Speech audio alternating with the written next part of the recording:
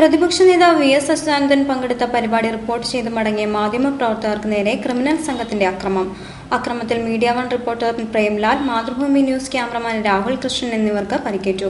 ശനിയാഴ്ച വൈകിട്ട് കൈനഗിരി പഞ്ചായത്ത് കടവിന് സമീപമാണ് സംഭവം നടന്നത്.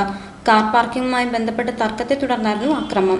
വാഹനങ്ങൾ പാർക്ക് ചെയ്യുന്നതിന് വാടക നൽകാൻ മാധ്യമപ്രവർത്തകർ തയ്യാറായെങ്കിലും അതിന് രസീത് നൽകാൻ വാടക ആവശ്യപ്പെട്ട് രംഗത്തെത്തിയവർ തയ്യാറായില്ല.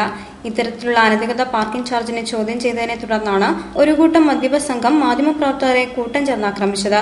പരിക്കേറ്റ മാധ്യമപ്രവർത്തകർ ആലപ്പുഴ ജനറൽ ആശുപത്രിയിൽ ചികിത്സയിലാണ്. നെടുമുടി പോലീസ് കേസെടുത്തു.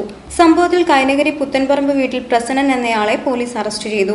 അതേസമയം അക്രമത്തിനിരയായ മാധ്യമപ്രവർത്തകരെ കേന്ദ്ര സഹമന്ത്രി K C. Venugopal, G. Sudhakaran MLA. തുടങ്ങിയ ജനപ്രതിനിധികൾ ആശുപത്രിയിലെത്തി സന്ദർശിക്കുകയും സംഭവത്തിൽ അപലപിക്കുകയും ചെയ്തു. ആഭ്യന്തരമന്ത്രി രമേശ് ചെന്നിത്തലയുടെ നിർദ്ദേശപ്രകാരം ആലപ്പുഴ ഡിവൈഎസ്പിയുടെ നേതൃത്വത്തിലുള്ള സംഘം കേസന്വേഷണം ഏറ്റെടുത്തു. അന്വേഷണം പുരോഗമിക്കുകയാണ്. എന്നാൽ അക്രമത്തിൽ പ്രതിഷേധിച്ച് കേരള പത്രപ്രവർത്തക യൂണിയൻ ജില്ലാ കമ്മിറ്റി പ്രതിഷേധം അറിയിക്കുകയും ചെയ്തു.